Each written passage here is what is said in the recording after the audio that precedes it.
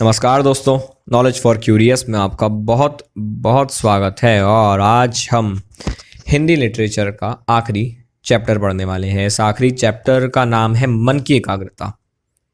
मगर इसे शुरू करने से पहले मैं आपको सुनाना चाहूँगा दो संस्कृत की पंक्तियाँ, जिसको मैं आगे फिर से सुना के समझाऊँगा। पहले सिर्फ सुन लो, फ्लो बन जाएगा। फ्लो। चंचलम ही मनः कृष्ण प्रमाधि बल वज्रदृढ़म तस्याहम निग्रहम मन्ये वायोरिवः सुदुष्करम। अब इसके बारे में आगे मैं बताऊंगा। चैप्टर का नाम है मन की एकाग्रता। श्रीमद् भगवद गीता से रिलेट करेंगे हम। फोकस के बारे में बात करेंगे। हम बताएंगे कैसे फोकस किया जाए। क्यों एक स्टूडेंट फोकस नहीं कर पाता पढ़ाई पे। अब आप बोलोगे सर ये तो पहले बताना था मई में जून में, पर कोई बात नहीं जी, दे रहा है दुरुस्त है। शुरुआत होती है कि यार मन की एकाग्रता की जो समस्या है बड़ी सनातन है। बंदा फोकस नहीं कर पाता। एक काम करता है, उसको लगता है नहीं यार नोटिफिकेशन चेक कर लूँ, नहीं यार कुछ और काम कर लूँ। अब जब ये लिखा गया था तब तो ये परेशानी थी नहीं, ठीक है जी। तब तो ये नहीं था कि नोटिफिकेशन आ रही है, इंस्टाग्राम चल रहा है, पर फिर भी ये समस्या हमेशा रही है। सनातन है भाई, हमेशा रही थी, रहेगी। हर देश में है, अमेरिका हो, अफ्रीका हो, चाइना हो, हर जगह ये प्रॉब्लम तो भाई इंसान फेस करता ही है। स्टूडेंट जो कुछ काम करना चाहता है जिसमें एकाग्रता चाहिए, भाई मस्ती वस्ती तो हो जाती है, उसमें एकाग्रता नहीं चाहिए। टफ काम करना हो ना, एक्सरसाइज पढ़ाई, उसमें चाहिए। परेशानी ये है कि आज का ये जो युग है प्रौद्योगिकी, जो इंडस्ट्रियल एज जो है, इंटरनेट की एज जो है, भौतिक उन्नति जो हो गई है वो बहुत ज़्यादा हो गई है। काफ़ी पॉसिबिलिटीज़ है कि यार आपको पैसा चाहिए, खर्चे बढ़े हैं। जब व्यक्ति पढ़ने बैठता है तो उसके मन में ऐसे ही विचार आते हैं। क्या विचार आते हैं कि अगर मैंने अच्छी पढ़ाई नहीं की तो यार मैं क्या कर पाऊंगा। इस ज़माने में पैसा चाहिए ना। आज मैं आपको कहूँ लाख रुपए आपके पास खर्च करके दिखाओ, आपको कितना टाइम लगेगा? आप हाल गिन लोगे कहाँ कहाँ खर्च होने। पहले लाख रुपया खर्च करने में सोचना पड़ता था भाई कहाँ ले जाऊंगा इतना पैसा। अब खर्चे बहुत हैं। तो अब जब एक बंदा पढ़ने बैठता है तो उसके ऊपर प्रेशर होता है कि अगर मुझे एक अच्छा पद नहीं मिला, एक अच्छी पोस्ट मुझे नहीं मिली, तो मेरा क्या होगा। लेकिन उसके लिए पढ़ना ज़रूरी है। पढ़ने बैठता है तो भाई सब क्रिकेट, सिनेमा, दोस्तों के साथ की हुई मस्ती, आज के ज़माने में कहूँ तो पबजी, नेटफ्लिक्स, ये सब याद आता है। हालांकि आंसर में मत लिख देना नेटफ्लिक्स पबजी, आंसर में क्या लिखोगे? क्रिकेट, सिनेमा, मित्र मंडली की मौज मस्ती, खेल कूद, ये सब याद आता है। मन पढ़ाई में लग नहीं पाता। बंदा घबराता है, देखता है कि यार पढ़ाई की डेट तो पास आ रही है, परीक्षा की डेट तो पास आ रही है, पढ़ाई में मन नहीं लग रहा, करूं क्या। मन और चंचल हो जाता है और उसे डर लगने लगता है यार परीक्षा में पास नहीं हुआ तो बर्बाद हो जाऊंगा यार। पद नहीं मिलेगा, वैभव नहीं मिलेगा, कुछ भी नहीं मिलेगा, जिंदगी बोझ बन जाएगी। 3 इडियट्स में कहते हैं ना, पढ़ेंगे नहीं तो नौकरी नहीं मिलेगी, नौकरी नहीं मिलेगी तो कोई बाप अपनी बेटी नहीं देगा, बैंक क्रेडिट कार्ड नहीं देगी, दुनिया इज्जत नहीं देगी। यही सब विचार आ रहे होते हैं। क्या किया जाए, क्या किया जाए। निराशा आ जाती है और ऐसे में पढ़ाई और नहीं हो पाती। तब याद आती है एक बात। क्या बात? वही संस्कृत वाली बात। श्रीमद् भगवद गीता में अर्जुन ने कृष्ण को कहा था, क्या कहा था? चंचलम ही मनः कृष्ण प्रमाथि बलवत्र दृढ़म तस्याहम निग्रहम मन्ये वायोरिवः सुदुष्करम। हे भगवान, अब मैं स्वीकार करता हूँ कि इस मन की गति को रोकना, चंचल मन के निग्रह को रोकना, वायु की गति को रोकने के समान है। मतलब मन के थॉट्स को कंट्रोल करना भाई साहब उतना ही डिफिकल्ट है कि हवा को कंट्रोल करना। करके देख लो, हवा कंट्रोल कर पाओ तो। ऐसे में छात्र के सामने भी ये दो समस्याएं हैं। क्या है? पहला, मन में ये जो भोग और ऐश्वर्य आ रहा है, यानी जो फीलिंग्स आती हैं, जो इस खासकर 14 से 24 की एज, 30 की एज में जो आती है फीलिंग्स, खेलना कूदना, शो ऑफ, रिलेशनशिप्स, तमाम चीज़ें, वो एक तो उससे मन को बचाओ। दूसरा, उस मन को पढ़ाई में लगाओ। कैसे हो? बाहर की चकाचौंध, नोटिफिकेशंस, दोस्तों के phone calls, internet, mobile phone, television अपनी तरफ खींच रहा है बाहर से। अंदर से भाई सब डिज़ायर्स कि यार ये कर लो, वो कर लो, ये वीडियो देख लो, वो वीडियो देख लो, पढ़ाई कर लो, चैटिंग कर लो, है ना। मैंने कल फोटो डाली थी, क्या कमेंट आया होगा, कितना लाइक आया होगा। दोस्तों ने कहा था आज तो यार मोमोज खाने चलना है, ये सब चीज़ें आ जाती है। तो अंदर से बाहर से दोनों तरफ से हमला हो रहा है नेगेटिविटी का। करें क्या? बाहर से एक बार बच जाता है कि भाई रात को 11 बजे के बाद पढ़ूंगा तो फ़ोन वगैरह नहीं आएंगे।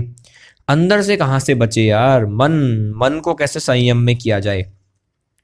फिर कुछ तरीके आते हैं कि एक काम करो, यम नियम आसन प्राणायाम ये सब कर लो, discipline, no fast food, no phone, monk mode, ये सब कर लो। पर थोड़े टाइम के लिए रहता है, बाद में क्या आता है दिक्कत, क्या दिक्कत, ये वैसा ही है जैसे आप कुछ घास को काट दो एक जगह से, लेकिन बाद में ज़मीन में घास तो आई जाती है। उस तरीके से थोड़े टाइम के लिए तो ठीक है, एकाग्रता आ जाती है, पर हो नहीं पाता उतना डिसिप्लिन मेंटेन। क्या किया जाए आखिर, कोई तो सोल्यूशन होगा ना। मतलब इंद्रियों से अगर हम पूरा दूर हो जाएं कि हमें नहीं करिए, चल ठीक है, हम जो भी फालतू की चीज़ें हम नहीं करेंगे, ठीक है जी, दोस्तों से बात नहीं करेंगे, मस्ती नहीं करेंगे, तो क्या हो आखिर, कितना बचोगे, तड़पन आएगी। आप डिजायर्स को दबाओगे, स्प्रिंग को दबाओगे, स्प्रिंग और उछलेगी।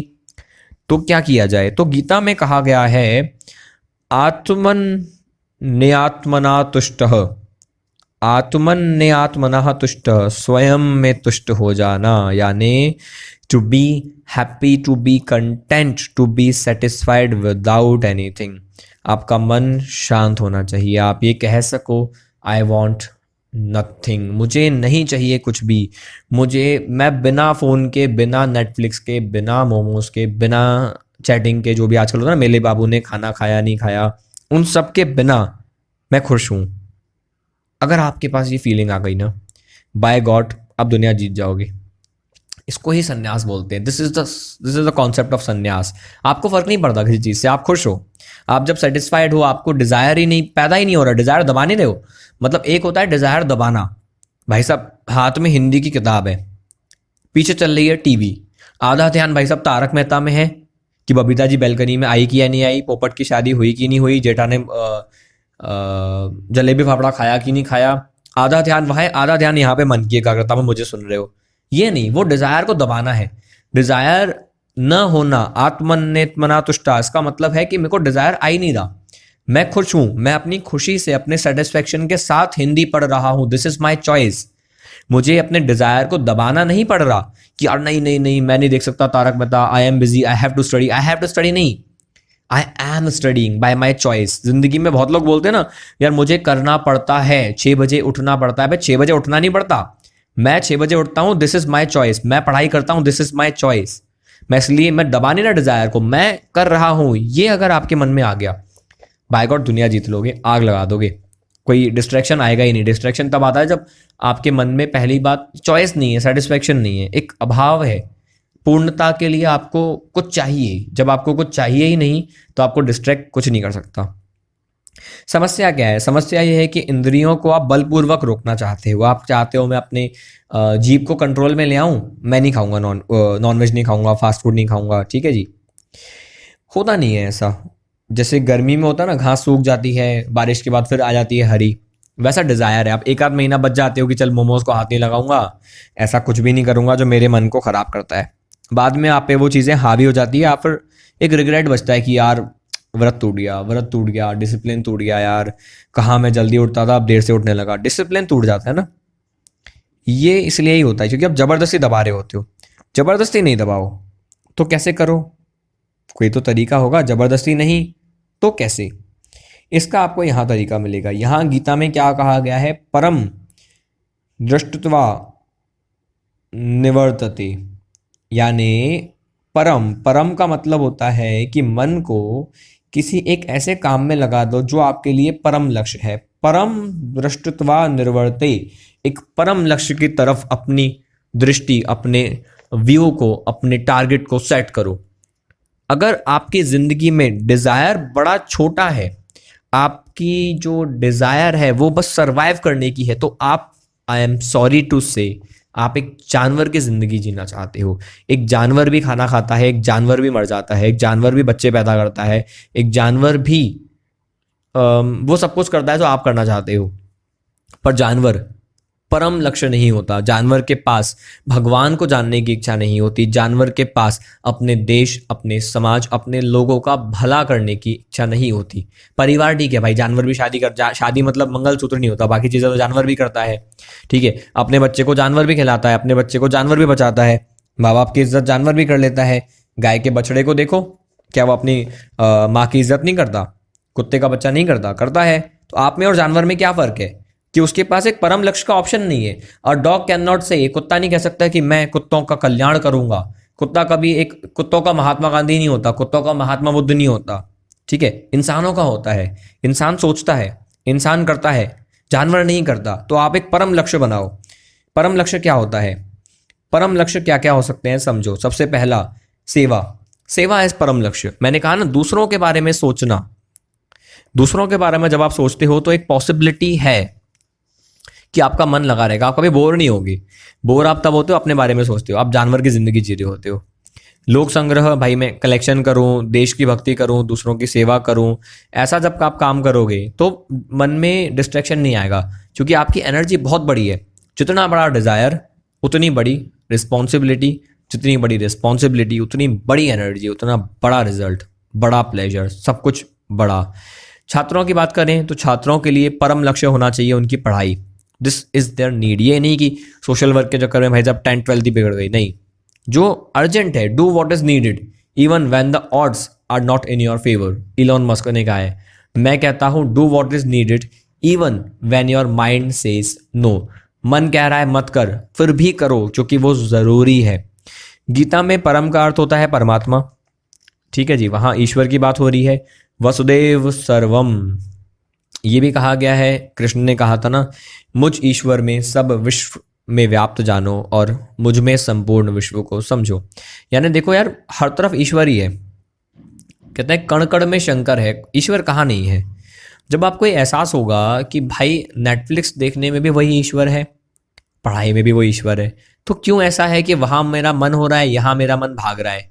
आध्यात्म की कमी है।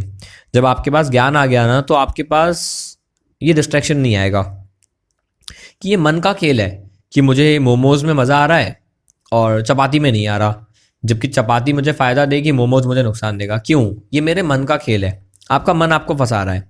मन को नहीं पता ना, ये वासुदेव सर्वम, हर जगह तो भगवान है।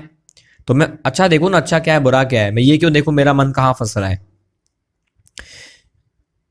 अतः यानी सेवा भाव रखो, दूसरों की सेवा करो, वासनाओं से दूर भागो, ज्ञान को अपने जीवन में आने दो। क्या इंद्रियों के भोगों को नियंत्रण करने से मानसिक कुंठाएं नहीं उभरेगी? मतलब अगर आपने इंद्रियों को जबरदस्ती पकड़ लिया तो क्या बाद में कोई परेशानी नहीं होगी? देखो, इंद्रियों का सेवन जरूरी है। मतलब मैं ये नहीं कह रहा कि आप एकदम ही डिसिप्लिन में रहो, भाई साहब कुछ भी अपन टेस्टी नहीं खा रहे, कुछ भी मस्ती नहीं कर रहे, ऐसा नहीं। डिसिप्लिन जरूरी है। Extreme of everything is bad, अति सर्वत्र वर्जयेत। तो जितना ज़रूरी है उतना भोगो, जितना ज़रूरी है उतना खाओ, बाकी सारे प्लेजर्स जितने ज़रूरी हैं उतने करो। एकदम कुछ ज़ीरो भी मत करो, कुछ एक्सट्रीम पे मत जाओ।